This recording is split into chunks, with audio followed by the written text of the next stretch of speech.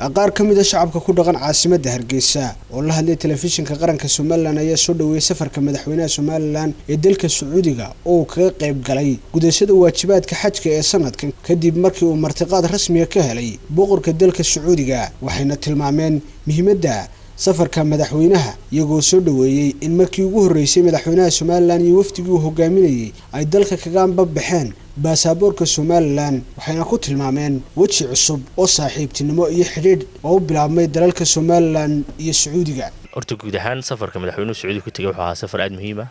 Saudi Arabia ma aha uun wadan hogaamiye dawladaha Islaamka, laakiin imika waa wadan kale oo awood ahaan waa wadamada siyaasadda qaabeeya, gaar ahaan wadamada Carabta iyo dunida bariga dhaxaba.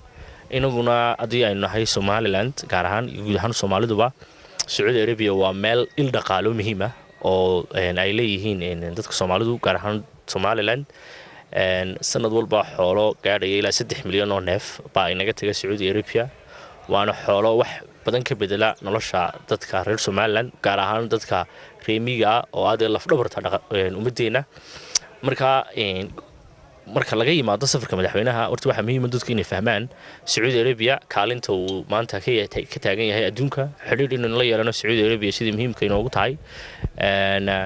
waxaan u arkayaa imika inay tahay arrin aad muhiim u ah in madaxweynaha Somaliland maqaamka weyn la siiyay, inuu maanta madaxweynuhu uu ka mid yahay wafdiga uu soo casuumay boqorku, iyo inuu maanta ay ku safreen wafdiga madaxweynaha wafdigiisa baasaboorka Somaliland.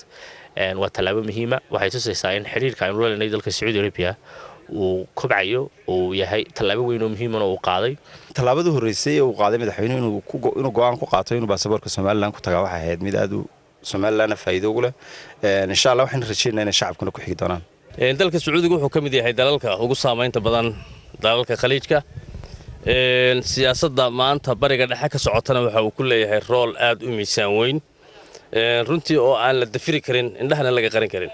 maanta in madaxweynaha jamhuuriyadda Somaliland uu ku tago baasaboorkii Somaliland waa arrin guul ah oo dawladdii Sacuudigu ay ogolaatay baasaboorka diblomaasiga ah ee Somaliland, maaha kii shacabka xitaa.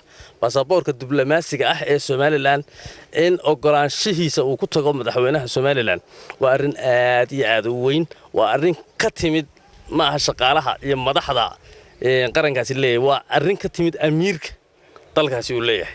go'aanka uu amiirkaasi gaaray waa arrin guul u ah, waa arrin muftaax u ah, waa arrin furo u ah himilada iyo hiigsiga Somaliland ay lahayd. waana arrin aan aad iyo aad u arka anigu inay tahay arrin albaabo cusub furi doonta haddii aan la yidhaa. madaxweynuhu wuxuu ku tegey baasaboorka Somaliland waddanka Sacuudiga. run ahaantiina waa de farxad oo waana madaxweynihii ugu horeeyay ee ku taga Sacuudiga baasaboorka Somaliland. waana ku hambalyeynaa madaxweynaha. waxaan u arkaa maxay ahayd tolay farxad aad u weyn baan u arkaa oo mujtamaca Somaliland soo jiidatay aad baan loogu farxay baasaboorkii Somaliland loogu baxay. waxaana taasi noo noqonaysaa maxay ahayd jidib badan oo aan bixino wadano kale aan la yeelanayn baasaboorkiina ugu baxo karno caalamka. farxad weyn buu tahay qaranka Somaliland inuu madaxweynaha isagoo qarankiisa matalan ku baxo baasaboorkii uu wadankiisa. waxaana muuqataa in caalamku ay ku dayan doonaan sida Sacuudiga oo kale. waana de guul soo hoytay qaranka oo dhan. madaxweynaha gudashada uu xashka u tagay waliba baasaboorkeena lagu tagay Somaliland waa mid aad u wanaagsan, waa mid xoojinaysa xiriirka inaga dhaxeeya anaga iyo Sacuudiga. waxaan oran karaa horta waa guul soo hoytay jamhuuriyadda Somaliland, dad badanna ugu qoys goynaysa. waxaan oran karaa madaxweynaha jamhuuriyadda Somaliland wuxuu noqday shaqsigii koobaad ee ku baxa baasaboorka jamhuuriyadda Somaliland. meeqaam sare ayay ku yeelanaysaa in baasaboorkeeni maanta lagu tago wadamada caalamka kamid ah. taasi waa mid u soo hoyatay guud ahaan jamhuuriyadda Somaliland.